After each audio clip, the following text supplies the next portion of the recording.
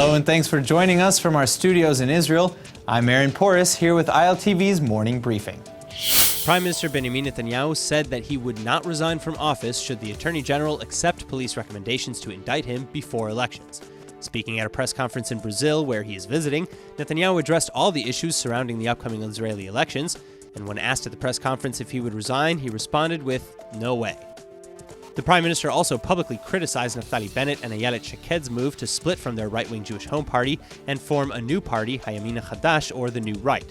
Netanyahu said that there is a danger that this will destroy the right bloc into splinter parties that will not pass the electoral threshold.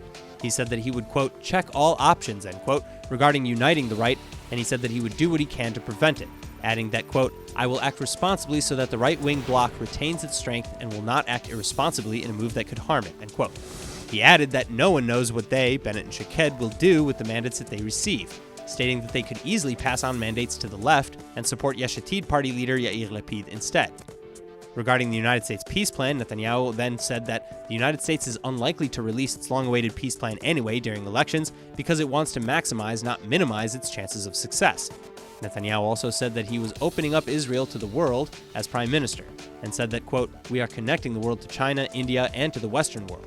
And he mentioned that he doesn't see any other political candidate able to match his diplomatic abilities. Prime Minister Benjamin Netanyahu is also set to meet with United States Secretary of State Mike Pompeo today in Brazil to discuss the withdrawal of United States troops from Syria and other regional security issues.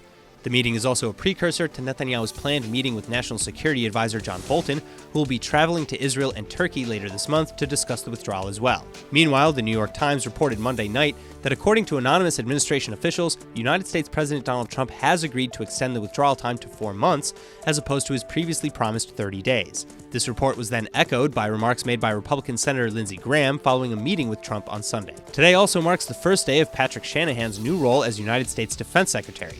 He's replacing James Mattis, effective January 1st, who resigned amid disagreements with Trump over the withdrawal of United States troops from Syria. Mattis had offered to stay in his role until February 28th to oversee the withdrawal and a smooth transition of his position, but Trump hastened his departure and appointed Shanahan in his place. In his farewell written message to Pentagon employees, Mattis said Monday that the department is, quote, proven to be at its best when the times are most difficult, end quote, adding, keep the faith in our country and hold fast, alongside our allies, aligned against our foes.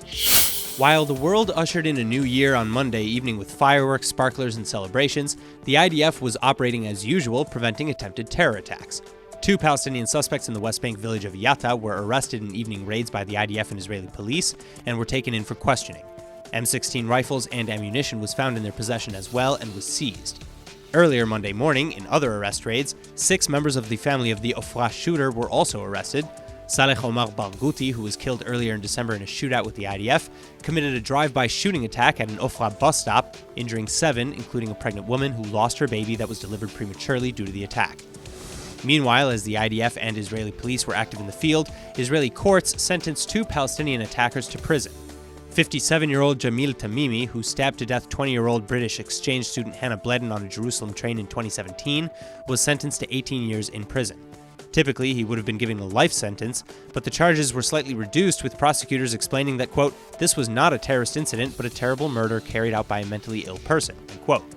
As for 26-year-old Madad Abu Sanima, he joined the Hamas terror organization over a decade ago and has launched rockets and explosive attacks against Israel, and he's also conspired to commit murder and other offenses. While a Beersheva court sentenced Sanima to 20 years in prison after he confessed to his offenses. And despite these latest incidents, however, the IDF also released in its summary of 2018 a conclusion that overall, Palestinian terror attacks from the West Bank have dropped in number for the 4th consecutive year, from 97, quote, terror events in 2017 to 87 in 2018. It was 169 in 2016. Attacks from Gaza, on the other hand, increased over last year, with over 1,000 rockets alone being fired. In one of the final acts of the Knesset in 2018, the Israeli parliament on Monday passed a new bill that makes soliciting prostitution and paying for it illegal. At the same time, the legislation establishes a plan to rehabilitate sex workers, which is set to be approved soon as well. In order to enforce the new law, the bill also dictates that anyone even found in a location mainly used for prostitution is subject to arrest on suspicion of intending to engage in the act. First offenders will be charged with an administrative offense and fined around 2,000 shekels. Repeat offenses, however, if within 3 years of the first arrest, would result in another minimum fine of 4,000 and up to over 75,000 shekels. The bill was drafted through the collaborative efforts of Justice Minister Ayelet Shaked, Knesset member Shuli Mualem of the new Hayamina Chadash party, and Knesset member Aliza Lavi from Yesh Atid, who also heads the Knesset subcommittee on the fight against prostitution and the trafficking of women. And after the vote, Lavi said that this was an emotional moment that will help define the state of Israel.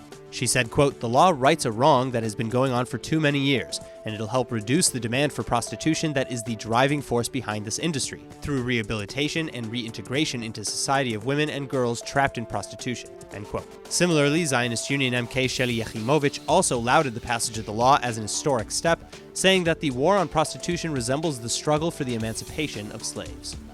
That's all for now. I'm Aaron Porras, and see you later with our main daily broadcast from Israel at 2 p.m. Eastern Time.